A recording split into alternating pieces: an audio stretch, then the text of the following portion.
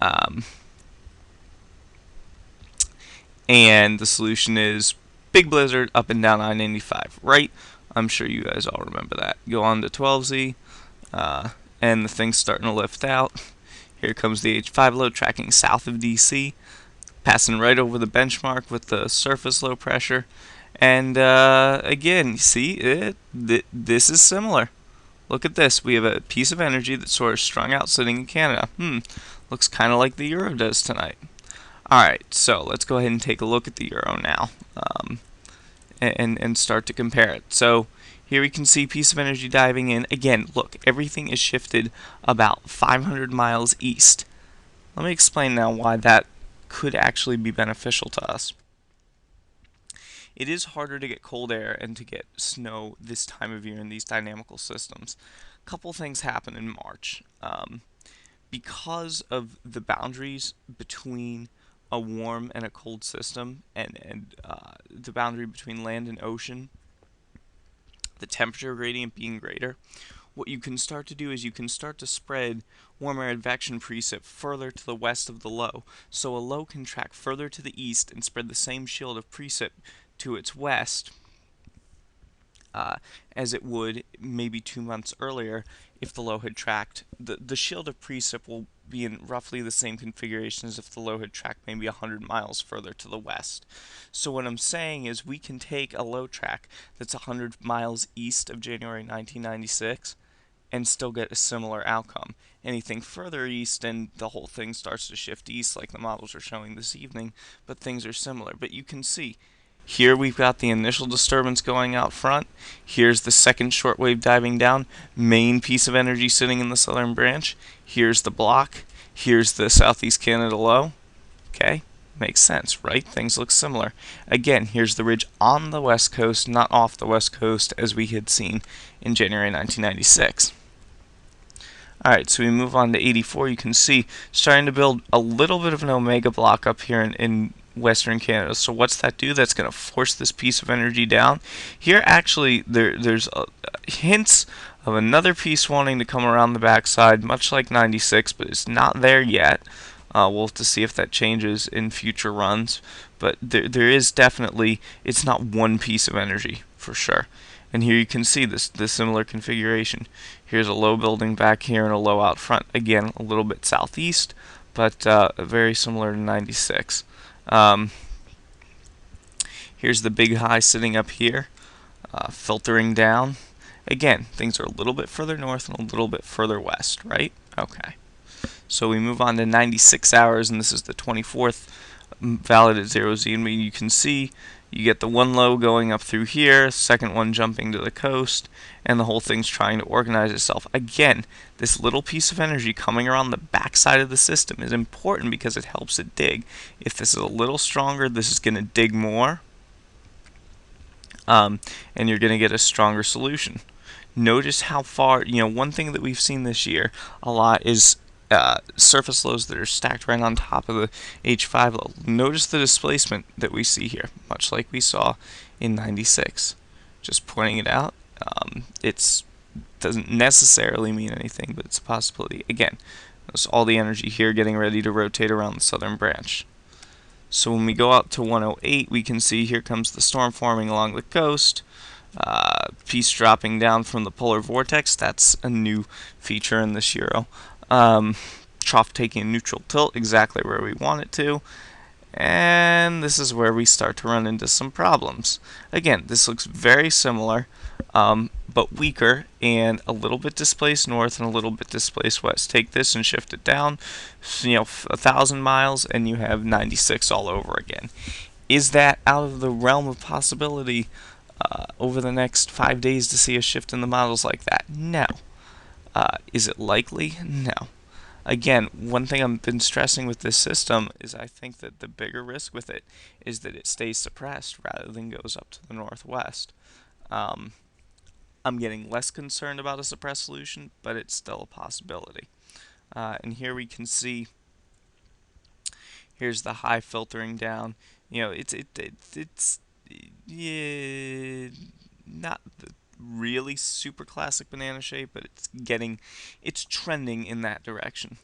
So here we can see the low go up along the coast, and here's something with one H5 low in here. Here's a low with a PV in here, and boy, this is looking unfortunately like March 2001 with this thing in here. This was mentioned on the board earlier, I believe, by HM. I do not like the look of that at all. I want this to be about 1,000 miles further south, and then I'd be happy. I don't like to see things like that. Here's the next system coming behind, much like we saw in 96. You know, there's a little bit of troughiness here. That's new. That's different from 96. We had a pretty strong ridge along the southwest. So anyway, yeah. So we go to 132. Here's the whole thing sort of closing off, and this basically, okay, we'll go through this. It's very light snow for DC, maybe a couple inches in Philly. Pretty good sex for New York, and absolutely overblown hex for Boston. They just get creamed with this low right here. And here comes the high settling in. Here comes the next system diving down, and we're all good to go. Move out through. Here comes the low lifting up. Storm's over. Here's the high settling in. Very much like January 1996. Very similar look. Now, what I'm going to do next is I'm going to try to pull up. I'm not sure if it's out yet. It wasn't out at the time that I was preparing the video, but I'm going to try to go ahead and pull up. Excuse me. Closer to 240. Yeah, we're out. Alright, so we'll start with 180. I'm not sure what this is going to show, so I could be eating my words, as I'm still looking at what's going to go on possibly later in the month. Alright, so shortwave sitting in here. Looks like it's pretty, excuse me, removed to the north. Alright, out to 192. Come on. Out to 192. Here comes, okay, this is interesting.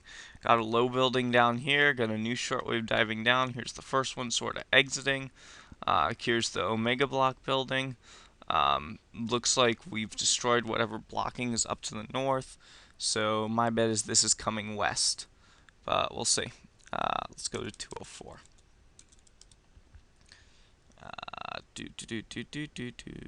Okay.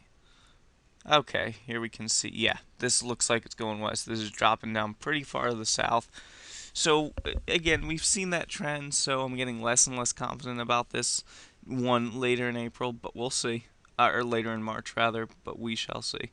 216 shows, yeah, my guess is that this is probably going to be a Lakes runner this run. Here it comes pretty strong, but you can see this feature is there. It's something I've been discussing. This is interesting. Starting to get a little bit of blocking to show up. You got this system was just bombing out again. Let's go out and let's see what 228 shows.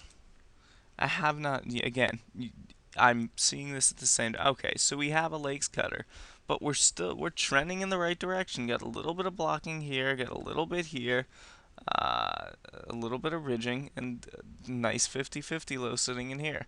So it's certainly not the ideal solution, but it's looking a lot nicer than it has been so far on the Euro, very much to what the Euro looked like a couple days ago. And we don't have 240 yet, I don't believe, no.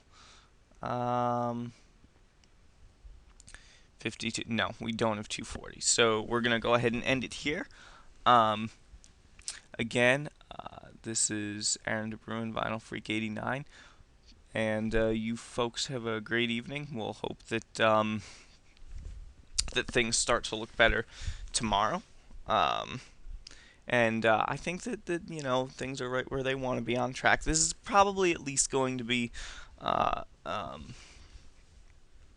probably at least going to be a max for someone in either the Mid-Atlantic or New England. Could it be historic? Well, maybe. We'll see. So, again, so you can see some of the similarities and differences to 96. That's pretty much what this video has been about. And we also took a look at the Euro this evening and first guess for, first guess for The Clipper this weekend. Alright, so this is Aaron DeBruin, Vinyl Freak 89 for EasternUSWeather.com. You folks have a wonderful rest of the night and tomorrow.